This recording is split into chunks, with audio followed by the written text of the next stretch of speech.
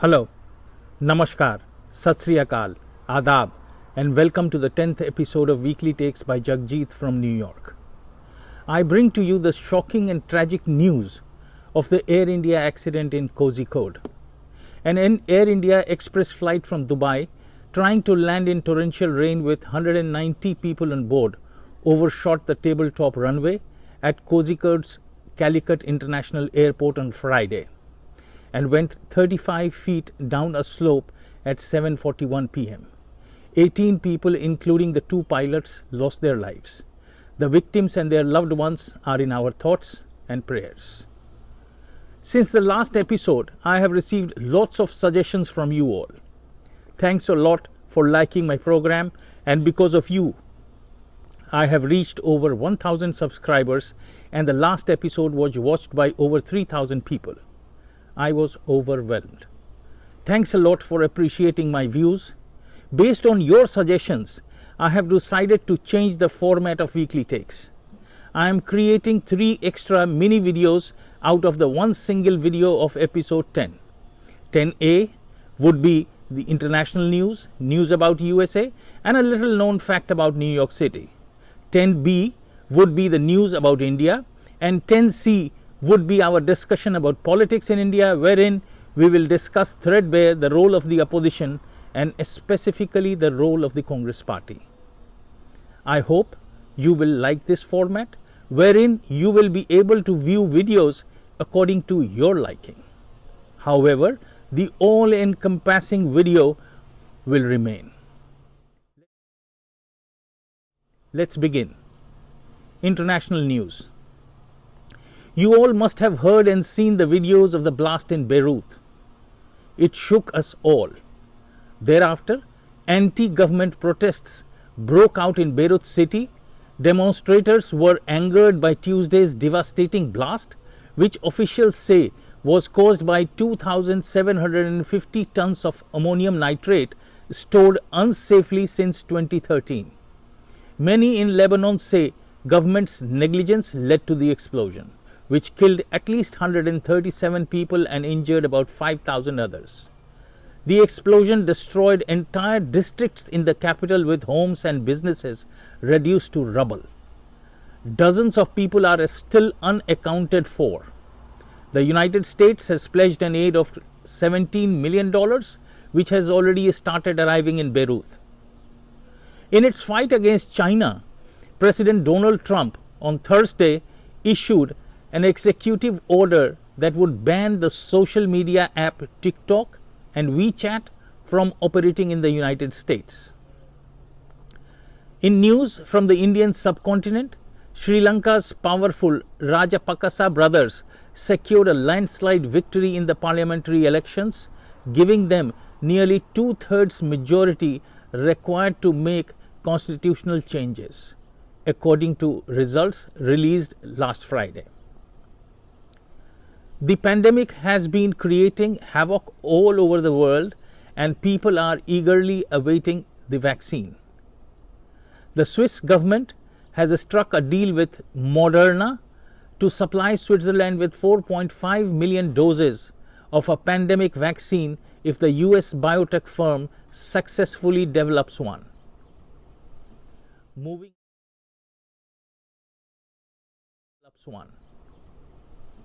Moving over to news about USA. Elections are nearing, and so is the news around it heating up. As per one report, President Trump has been narrowing the gap in recent weeks with Joe Biden, both in national polling and in some key battleground states. More importantly, the race is tightening in key swing states. Remember, during 2016 elections also, Hillary Clinton was leading earlier till the last few weeks only. In another election-related news, Bill Evanina, a former FBI agent who is leading election security efforts at the Office of the Director of National Intelligence, provided a new information about what US intelligence analysts have determined. China and Russia are wanting to interfere into our elections. China wants Trump defeated for obvious reasons, and Russia is sabotaging Biden. Are these things really happening? What are your thoughts about it? Let me know. Put in a comment. In another news, Kanye West is continuing his presidential bid despite having little chance of winning. The 43-year-old rapper married to Kim Kardashian has now gone as far as listing his running mate, Michelle Tidball, a self-described biblical life coach. It is interesting to note that he has announced his running mate before Biden has even shortlisted his choice. In another news, New York Attorney General seeks to dissolve the National Rifle Association. The New York State probe into non-profit alleges it found tens of millions in diverted funds and mismanagement at large scale. In retaliation, the NRA calls the suit a rank political vendetta. The Facebook CEO on Thursday became a centibillionaire, a new word I learned, someone who is worth at least $100 billion. He crossed the milestone after shares in the social network surged. Only two other men, Amazon's Jeff Bezos and Microsoft's Bill Gates, have bigger personal fortunes. And the news about which we all have been eagerly waiting, the second stimulus check, our fortunes. The deadline for Congress to create a new stimulus bill was Friday the 7th of August, and there has been no progress at all the whole week. The self-imposed deadline was supposed to allow lawmakers to reach a consensus before everyone left town for an August recess, leaving us Americans in the lurch. Negotiations are at a near standstill, with Democrats refusing to budge on key aspects of the bill. The question now coming into our minds is, will we ever get a new relief package? One question. Are the political parties thinking about food on the table of an average American or their own egos? What do you think? The question is, do these people ever think about people like us? In another news, Georgia high school student Hannah Waters was suspended after posting a photo of a crowded hallway at her school. She was worried. But so much for the freedom of expression and democracy. In a positive news, US economy beats forecasts and adds 1.8 million jobs in July as unemployment rate declined from 11.1% to 10.2%. But the fear of the pandemic looms large on the minds of the people, and people are afraid to go out for work.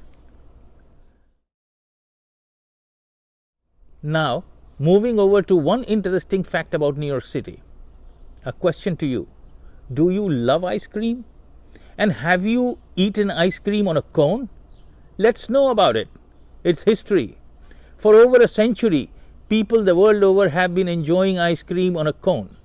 Whether it's a waffle cone, a sugar cone, or a wafer cone, we all have enjoyed a double scoop of our favorite flavor, time and again. The first ice cream cone was produced in 1896 by Italo Marchionni, who emigrated from Italy in the late 1800s. He invented his ice cream cone in New York City. He was granted a patent in December 1903. And a bonus fun fact? Do you know how many people live in New York City? Find the answer in the next episode, or if you know the answer, let me know. Write a comment about it.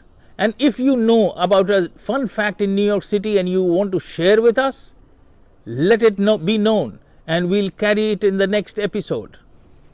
तो like करें, channel को subscribe करें ताकि अगले episode की सूचना आपको पहले मिल सके। तब तक के लिए जय भारत, जय हिंद।